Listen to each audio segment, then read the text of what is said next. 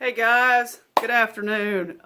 Thanks for tuning back in to the channel. I just wanted to do an NXT Takeover Chicago review on what was a awesome show. First off, what can I say? NXT is amazing. If you've not watched NXT, then I don't know what you've been doing, because NXT is amazing. It is great. It's a great program. I love it. NXT is amazing. But yes, NXT Takeover Chicago happened last night, and they had 5 matches total. I got all of them right but one, but that's okay. But to me, the show was awesome. I probably would rate it probably 8.5 out of 10, 9 out of 10, between that area. The only match that I thought was the women's match was good, but I think it could have been a little bit better. But we'll talk about that in a second. First things first, let me tell you. The first match was Roderick Strong and Eric Young. Great match, good match between both guys. Strong came out from the crowd, knocked down the ramp like he normally does. He came out through the crowd, jumped Sanity, the two guys on the outside, before, just because it was pretty much almost a 3-on-1 match, because Eric Young pretty much dominated almost the whole match. But Strong came out the victor in the end. He did this backbreaker finishing move that looked brutal. So he won that match, which was good for him. He's pretty good. I like Strong. So it was an awesome match. Probably the match that kept me on the edge of my seat was the UK Championship match between Tyler Bate and Pete Dunne, the Bruiserweight, with Jim Ross and Nigel McGuinness doing the commentary. Good to see Jim Ross back on doing commentary. I miss him so much. I grew up watching him and Jerry the King Lawler when back in the Attitude Era and all that stuff. So I miss JR. I love to see him back. But anyway, enough about that. Pete Dunne and Tyler Bate, two guys that are like in their 20s, put on a show. There was so many moves they did that I was just totally on the edge of my seat with my mouth wide open. I'm just like, how did he kick out of that? Or how did he do that? It's just like, it was just an amazing match. I was totally on the edge of my seat. I was like, I wish I could have done a live reaction of me reacting to that match, because it was crazy. I literally was on my feet for most of that match, because it was just, oh my gosh. I was like, oh my God, how did he do that? It was awesome. That match to me was probably so far the match of the year. If it doesn't win match, if something does better than that, I don't know what it's going to be, because that match was awesome. The crowd was into it. It was nuts. So many different moves. They did moves. I was just like going, what? How did they do that? But it was an awesome match. I totally loved that match. That match was awesome. If you didn't get a chance to watch NXT Takeover Chicago, when you watch that match, let me tell you, that match was awesome. That was oh my gosh, I felt sorry for the women's match that came after that. They had to follow that. Shoot, man. That match was, whoo-wee, awesome. Totally love that match. That was my favorite match of the night. Out of the 5 matches they did. The next match was the women's match with Asuka, Nikki Cross, and Ruby Riott. Asuka retained her title.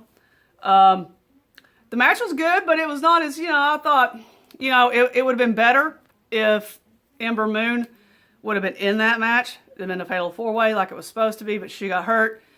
She hurt her shoulder, so it ended up being a triple threat.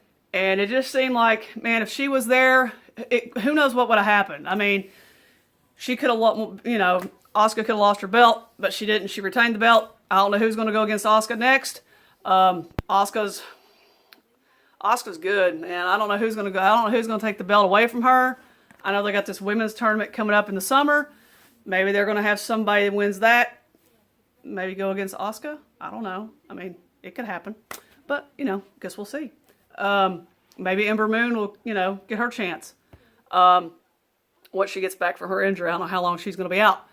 But anyway, that match was good. That match was, and then what was odd, I'm so used to seeing the championship being the main event. Well, the championship match was after the women's match.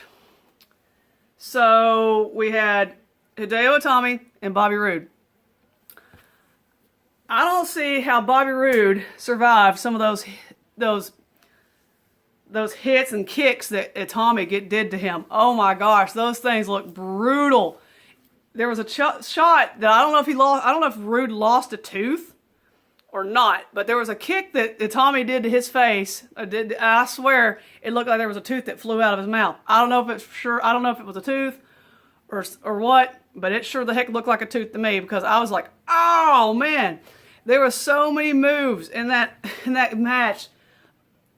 Roode messed up his shoulder. He had a shoulder issue, and then later on in the match, Itami messed up his ankle because he was trying to do he had run Roode into the steps, the steel steps out on the outside of the ring, and to run his shoulder into that, and then he went and he got back by the barricade and he ran into his run and drop kick.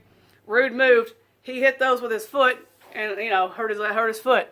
So, and that actually came into key in the match because Roode tried to do his glorious DDT. He couldn't do it because of his shoulder. And then Itami tried to do his go to sleep, GTS, and he couldn't lift him up because of his leg.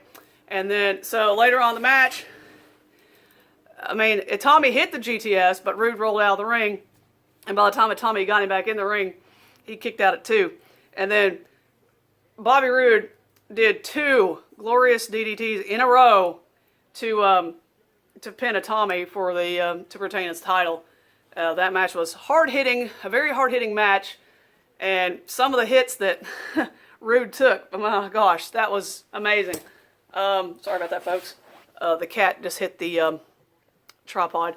But yeah, I was going, whoa, man, Itami, shoot, his hits and kicks, oh my gosh. But Itami lost, Roode retained. So I guess we'll see now who his next opponent's going to be for the title. I don't know who they're going to get. They might get McIntyre. So we'll see what happens with that. The main event was the Tag Team Championship ladder match. Oh my gosh, there were so many ladder spots in this match. There were some where I just was like, I almost had to turn. I had to actually turn my head because I was like, I was like, whoa, man.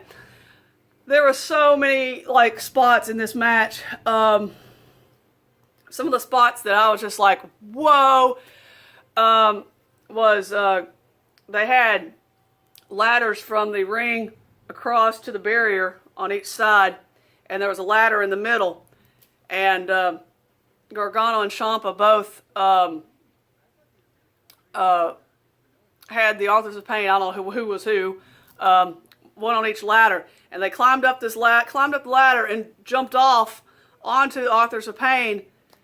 And Ciampa, when he hit, the whole ladder broke. Gargano missed a little, and his ladder didn't even break. But then there were so many different. Oh my gosh, there were so many different ladder spots. There was a spot where the Authors of Pain had one ladder in their hand. Each one had hands on the ladder, and Gargano was up on his knees, with his looking straight at him on his hands and knees, and they just took the ladder and flung it right into his face, and I was just like, whoa! I just had to oh God, and that looked like that was some brutal spots. And then there was a spot also where one of the Authors of Pain was climbing up the ladder, and Ciampa comes in, and there's a ladder by the turnbuckle, laying on the turnbuckle, set up on the turnbuckle in the corner there, and Ciampa, picks him up and just slings him back into that ladder. The ladder literally snaps, breaks in two. I mean, I was like, whoa! I was like, wow, you know, there's no way. And the thing is, that Ciampa and Gargano, what a match! Oh my gosh! In the end, Authors of Pain kept the belts. They climbed the ladders and got their title and retained their tag team titles and whatnot. But what I didn't expect to happen was that Gargano and Ciampa were in the ring, you know, hugging each other, and they were walking up the ramp, and they got to the top of the ramp there, and they were looking at the audience was, you know, yelling DIY, whatever. I forgot what they were yelling, but and then Ciampa, I mean, literally just he turns on Gargano and literally just like slings him into the stage area back there, head first, and then he takes him over to the announce table and does look like whatever that move Sheamus does, the white noise.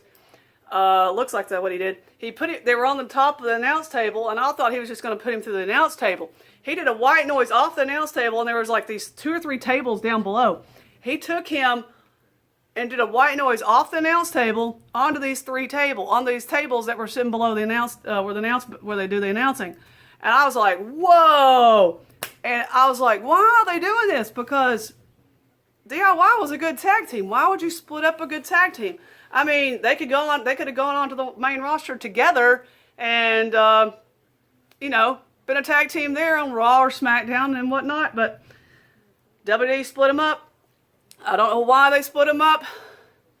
But man, the crowd, they were not happy with Ciampa. They were calling him an asshole and fuck you Ciampa and all this stuff. And Gargano had to be stretchered out on the stretcher after all that. So man, that was just nuts.